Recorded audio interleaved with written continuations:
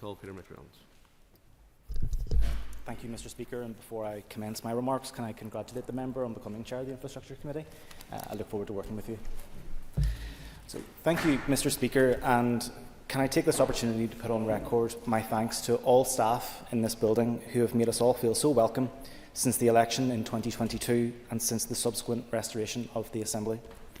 It truly is fantastic to see a buzz and an energy about this place again, and I look forward to contributing to Assembly business in this chamber. Moreover, before I begin the customary pleasantries, I'd like to note my parents are watching online today. I think the first time they've ever done so, but I didn't mention it was about planning legislation reform that I'd be speaking in, so Mum and Dad, apologies for this. Mr. Speaker, I remember the first time I visited Parliament buildings as a human rights law postgraduate over a decade ago, and if someone had told me then I would one day have to give up my dream of living and gallivanting around France on account of being diagnosed with multiple sclerosis, but would then receive the honour of representing the people of Ormiston as their local councillor for 5 years, become a Deputy Lord Mayor for the city I love, and become an East Belfast MLA, I'd have responded by asking if they were feeling okay. However, here I am, and I'm honoured to have had the alliance values I share with my colleagues beside me, and the work ethic I think I am recognised for by the people of East Belfast acknowledged in the May 22 election, and to now have the opportunity to build upon the hard work of my predecessor, Chris Little. Longer-standing members will know Chris served East Belfast for 12 years as their MLA, was well known for asking questions few had thought of, and was diligent in his approach towards all aspects of public life. If I can hit even half the height he ascended to, wow, I'll be doing well. Turning to today's motion, I think it's fair to say planning reform must be high on the agenda of this Assembly, the returning Infrastructure Minister and the Infrastructure Committee. And as someone who sits on that committee, I look forward to delivering upon the multiple recommendations and reports that have been written about what needs done over the last number of months and years. On that note, can I extend my gratitude to the Audit Office, Northern Ireland Chamber, the last Public Accounts Committee, DFI, Renewables NI, and I'm sure there are many more who have conducted reviews or made recommendations on what changes are necessary.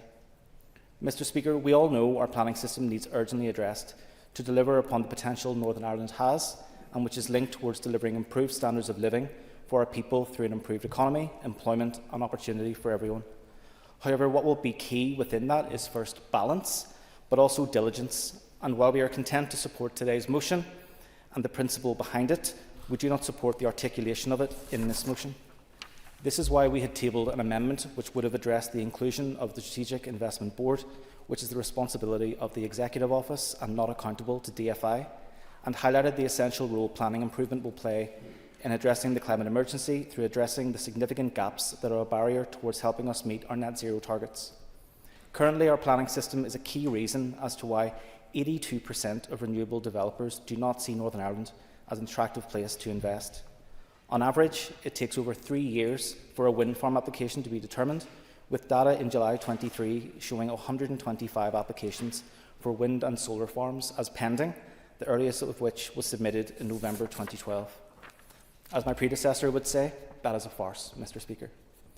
Moreover, reform and better resourcing of the Planning Appeals Commission will be essential in helping us address an outrageous amount of backlogged applications which the proposer of the motion addressed in her speech. Outrageous amount of backlogged applications that currently exist in the system, and we hope this plays a key role in any future actions on reform of our planning system.